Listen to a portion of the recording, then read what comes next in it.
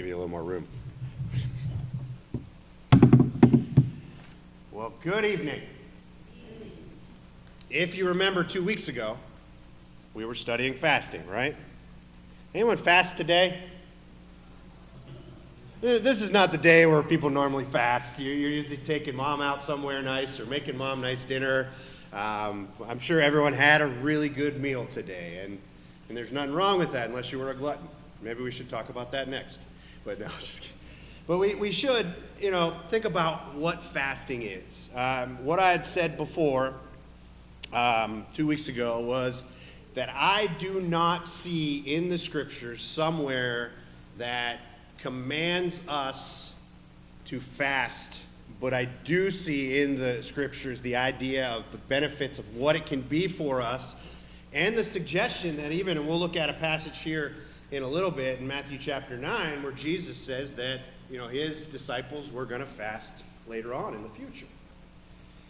So really what it comes down to, and as we look at it, and as we looked at it 2 weeks ago, we basically just went through the Old Testament 2 weeks ago, and we looked at times that people fasted, reasons why, and really it came down to a couple of things, right?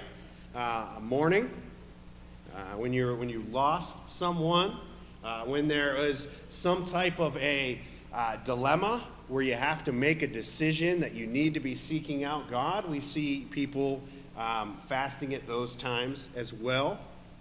But as we get into the New Testament more, we're going to look at the fact that just as anything else in Christianity, we don't do it just because it's talked about in the Scriptures.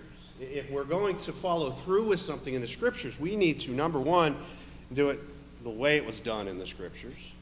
And number two, which I think is the most important thing, is to do that function, and whatever way we're looking at it, from the Christian point of view, most likely from a spiritual perspective. Why would I be fasting today? What benefit would it do for me today? It's something that is meant. Now, we did see in the Old Testament, the congregational group of the Jews at times fasted together. When there was a group, maybe decision that needed to be made.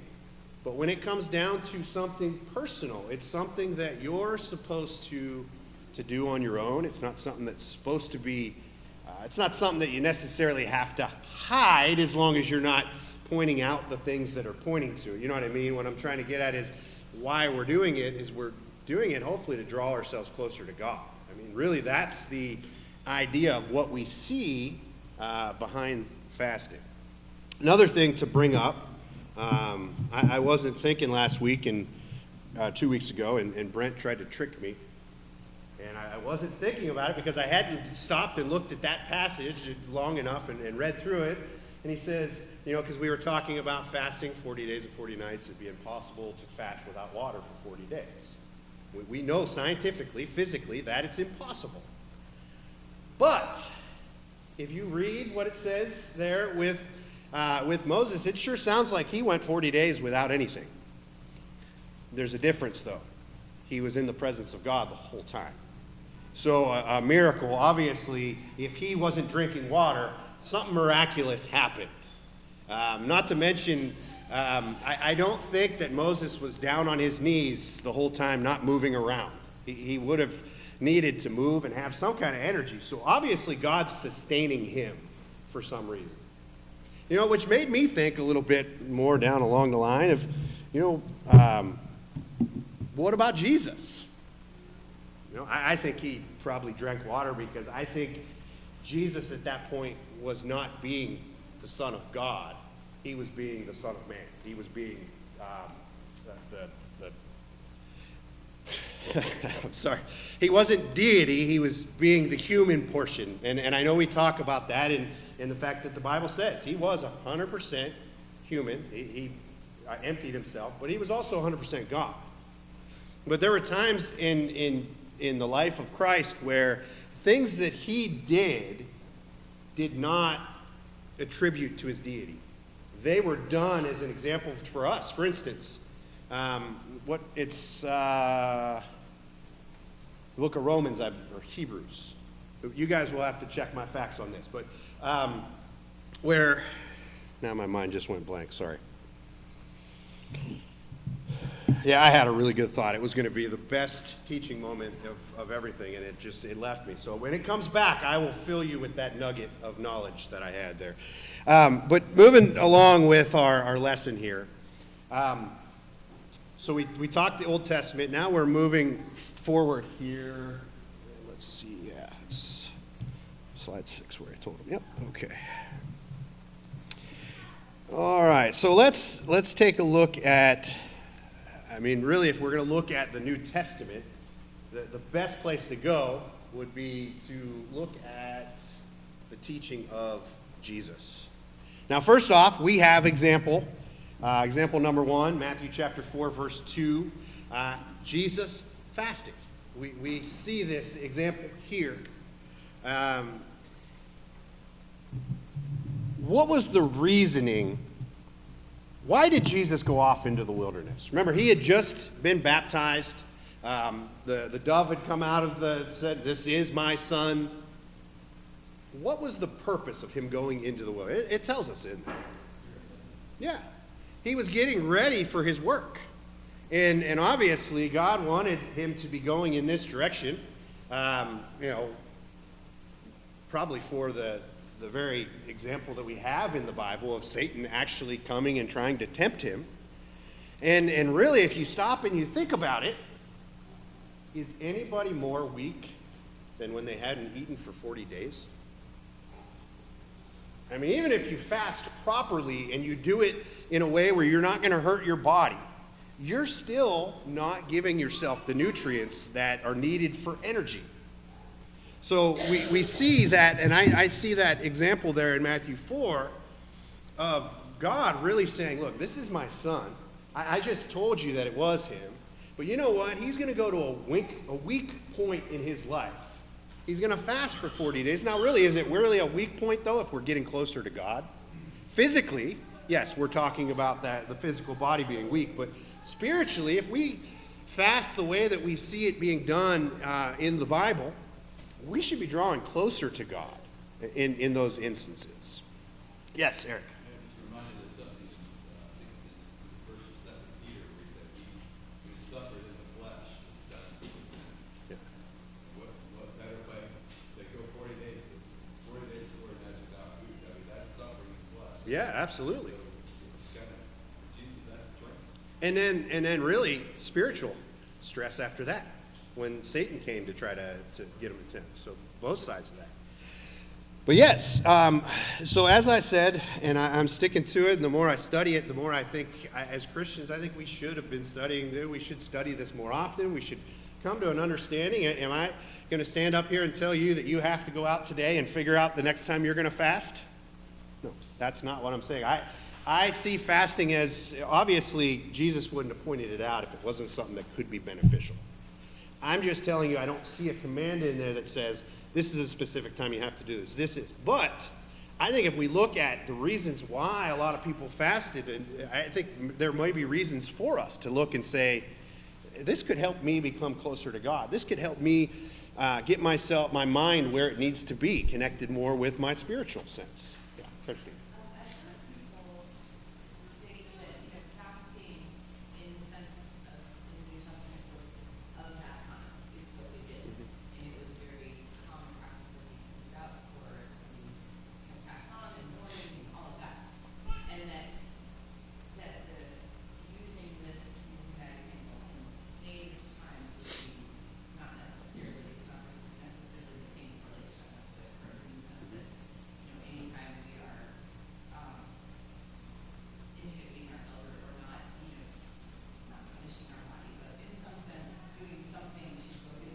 That would be the same kind of, that it doesn't necessarily, so I just wanted to talk about that because Sure. either it is fasting in the sense that we need to refrain from food and drink, or it's not. Yeah. Well, first of all, it seems to me, I think that if it was more of a command that we had to do it, I think there would be more detail in there on how and the proper way to do it so that we were doing it right. Now, according to what you're saying, and this was brought up, I think 2 weeks ago, someone had brought up that idea too. No, that's okay. But the idea that could there be something else today that we could do that could cause a similar reaction? You know, I'm going to give up something that means something to me. I'm using what some of the world uses. I'm not saying to do it as a group. I'm saying individually. You know what? This is something that I think if I got rid of, I think I could be closer to God. Not that it's making me sin or keeping me away from Him, but if I sustain, for instance, let's not turn the TV on for 2 or 3 weeks and only read our Bibles. I mean, seriously, what kind of a benefit would that be for us? Now, I'm not saying that everyone in here has to do that or you're never going to make it to heaven. But what I'm saying is there are different things, and I do think that there are different things that we can do today that probably could correlate along the ideas of what fasting did for us, maybe. Now, the physical sense of lack of food and things, I think there's something going on there that maybe it's the idea of fasting is saying, you know what? God gives me everything, and at this point, I'm going to put it aside, and I'm just going to trust in Him right now. I mean, that's the idea of what fasting seems to be. That idea of giving up that convenience, not convenience really, that necessity. Because we need to eat, we need to drink, we need to do those things, and when you give that up for a period of time, imagine going 40 days. That would be difficult. Eric and then Cindy. As we said, you mentioned something like fasting. There's another thing that's mentioned in 1 Corinthians 7, where it says, it's sexual pleasure, whatever. It says, do not deprive one another, except perhaps by agreement for a limited time, that you may devote yourselves to prayer. Yeah, and that's talking about the marriage institution there, and saying, the responsibility between the husband and the wife, but it's saying there that sometimes, even in that situation, then it's comparable to fasting, where the intimacy of your relationship. You're not saying we're not going to be together anymore, but we're going to take a break and stay apart and kind of concentrate on our spirituality at the time, is that essence of that. Because let's face it, anything that is an emotionally driven thing can be something that can drag us down. And, our feelings towards our spouses can be emotional. Cindy? It's okay.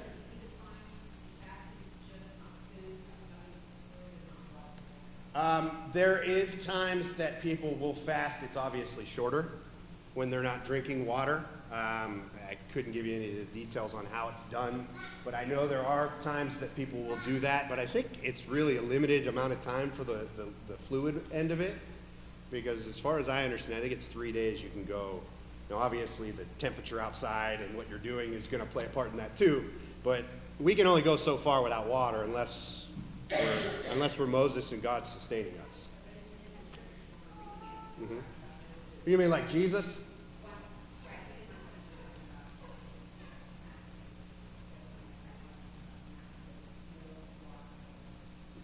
There are times where it'll say, I'm pretty sure with Jesus, it actually references the idea that He was 40 days without food. It doesn't say anything about water. But then, like when we were talking about Moses, it says that he was without anything for 40 days. But yeah, there are some individuals that will combine the no drinking and no eating, but it's not the same time frame. You couldn't go as long, but it is something that some will do. Krista? Say that again. I couldn't answer that off the top of my head right now from that. I don't know. I'm not sure. But I know you had a friend in college that was of that faith, so you would probably have more knowledge than me. Right. Mm-hmm. Yeah. And you got to look at it too. Islam came from the Middle East as well. It was definitely a Middle Eastern type of. I'm not saying there wasn't other cultures that fasted, but the Middle Eastern region, this was something big in it. Now, did it come from just because the Jews were told by God to do this, or where did it all come from? But yeah, the fasting. Yeah. Okay. Any other questions or comments? Okay. All right. Now, next one I wanted to bring, well, let's see. We didn't look at the Matthew 6:16 through 18. First of all, as I kind of alluded to this earlier, the idea that when we fast, it needs to be for the right reasons. We don't fast and then tell everybody what this great deed we're doing. You know, I'm fasting for a week. Look at how great I am. Hello, Pharisee. Right? We'll just start calling. If you do that, if you decide to start fasting and telling us how great you are, we'll just call you Mr. or Mrs. Pharisee. It's up to you. You can have that claim if you want.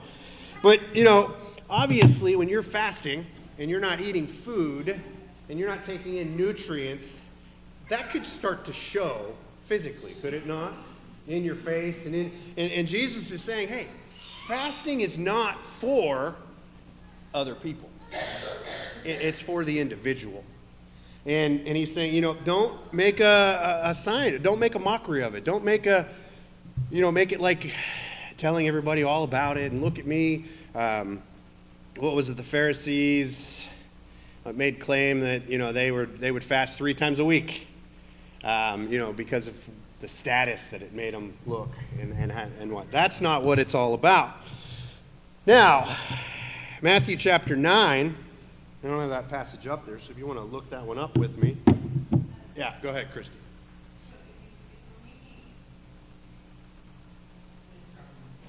Okay, no, go ahead. Mm-hmm. Well, you got to look at why Jesus is telling them to do that. He's telling them to do that because their face is looking sickly. They're kind of even looking dim and, you know, malnourished even to an extent. So what he's saying is, does it have to be oil? No. But he's saying present yourself. He didn't even say wash your face was another thing in there. You know, just to make yourself look like you're not going through it, because it's not for other people. It's for what you're going through, your spiritual relationship with God. So obviously, when fasting, and really you got to also look at Matthew 6 and why Jesus said what he said. He's saying that as a dig to the Pharisees who are fasting just to say, look at what we do. All right. Did I see any more hands over here? Okay, I knew I had some over here. Cindy and then Eric.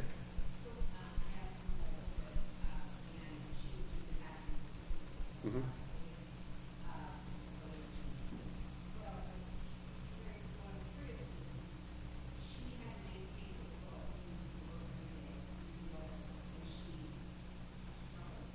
Mm-hmm.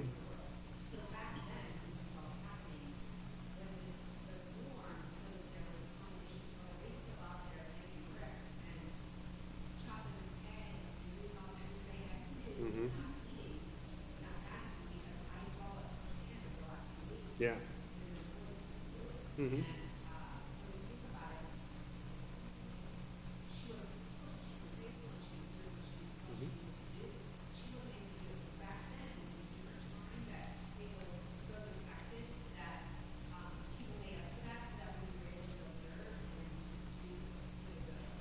Mm-hmm.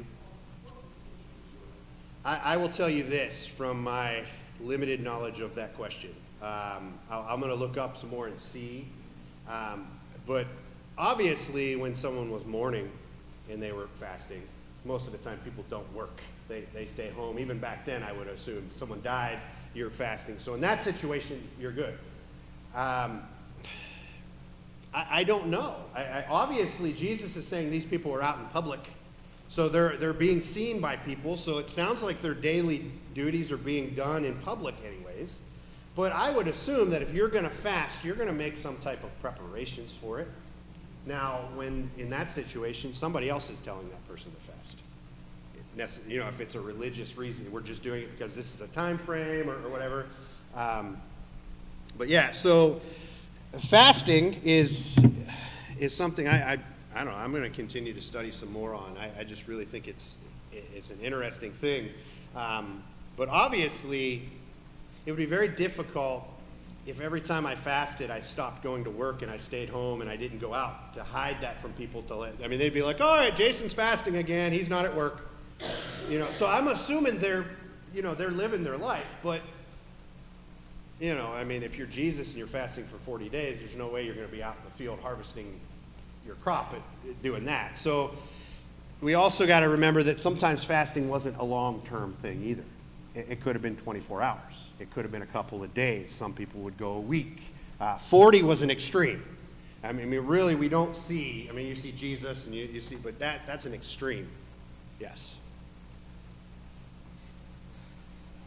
What about the group in Esther, when pull all the people? Yes. Yes. Yes. So obviously that's, I mean, that would just be considered a different situation because they know that they're told to. Well, there's, the whole yes. Jewish community perform that for 8 days Right. prior to their going to eat. So that wasn't permitted. No, that wasn't. But what they were supporting was a public thing. And it was the congregation as a group. It wasn't an individual taking a spiritual stand and saying, I need to be here and look at everyone looking at me. Because that's not the only example. We see there's other examples of the Israelites in the Old Testament. And even in the New Testament, with the, trying to pick out the deacons and whatnot. And so I'm not saying that you can't fast in a group. But what I'm saying is there's a difference between the two. Your personal fasting is not going to be done in a congregational setting.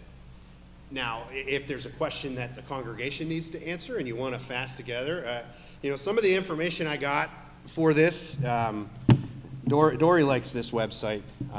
She told me, I knew about it before she told me, but she told me about it. It's called BibleTalk.tv. This is a Church of Christ preacher in Canada. And they film his classes, his sermons.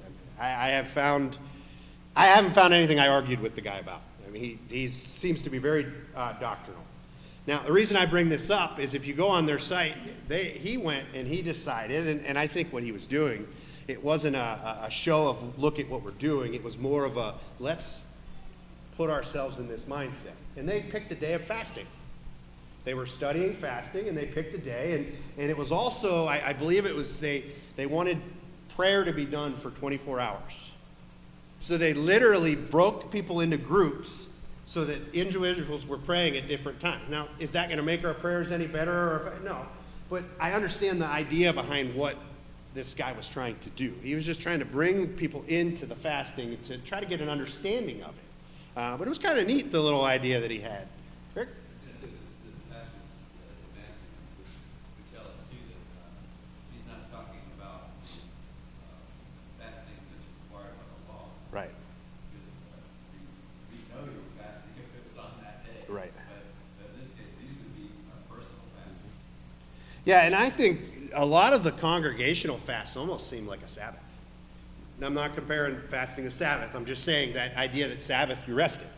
And there was congregational times where God said, I want you all to do this. And it was for this reason or that reason. The story that Christy was talking about in Esther. That's still a holiday that they still follow today. And many of them will still fast at that time because of what it represented. But that type of fasting is not necessarily the fasting we're talking about.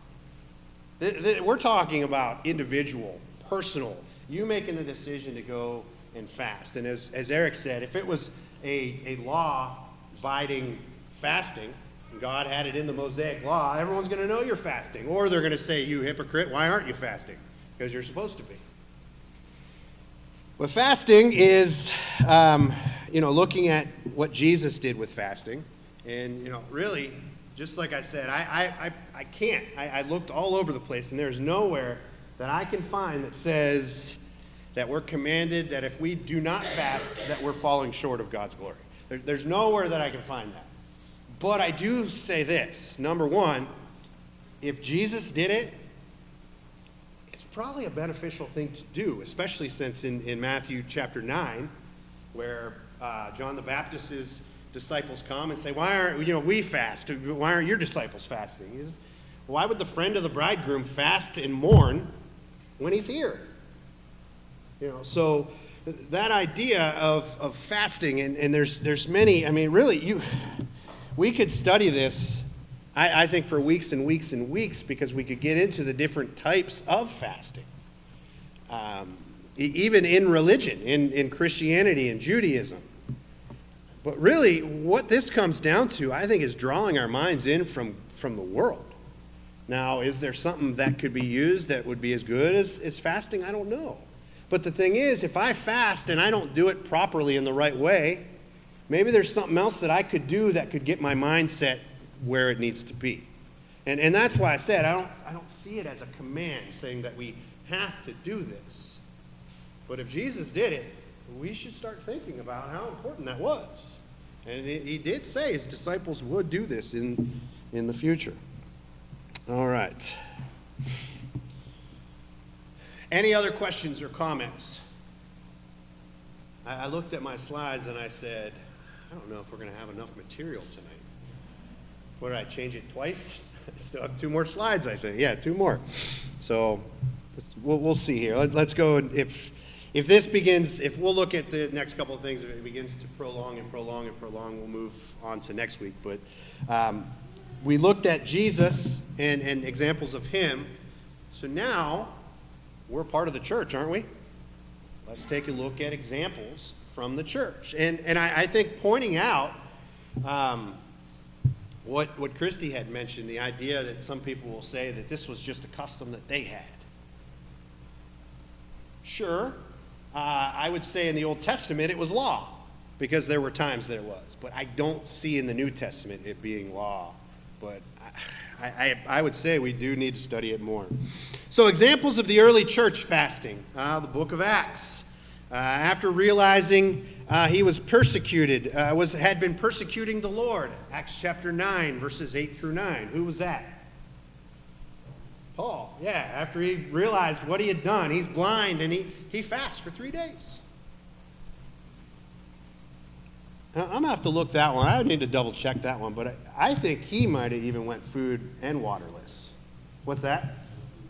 Yeah, I thought, yeah, I think if you look at his, he didn't take anything in. I mean, that was almost like, falling down on my knees, and I'm not doing anything else until I know which way to go. I'm going to give up everything until he tells me where to go. And that was, I think, if that doesn't say something to you right there of what fasting meant to Paul, first of all. I mean, I really think Paul was saying, Lord, I am sacrificing to you. You take me. You tell me what to do next.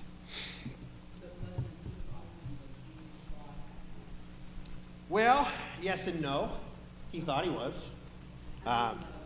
Well, yeah, he was still, as far as the law, but the idea of the Messiah coming was in that law. So he's now in the wrong.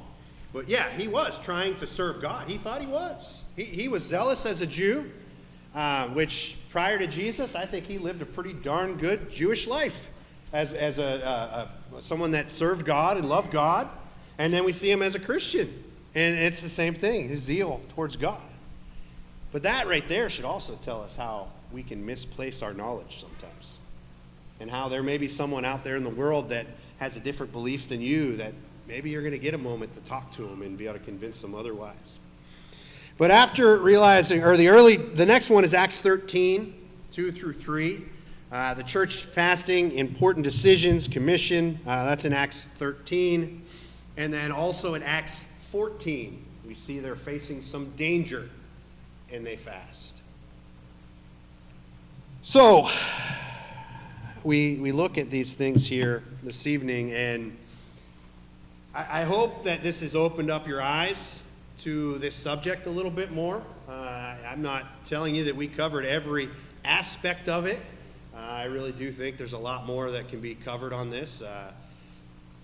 But I do really think that every one of us should pray about this subject. And I'm not saying pray about setting your next date on when you're going to fast. I'm saying praying to God on whether or not it's what you should do. Maybe there is something else out there that you could do that would be the similar thing to your emotions, to your spirituality. But we see also here that fasting itself is not commanded, but it was obviously a very common practice among the people throughout the Bible, including Jesus and the early church.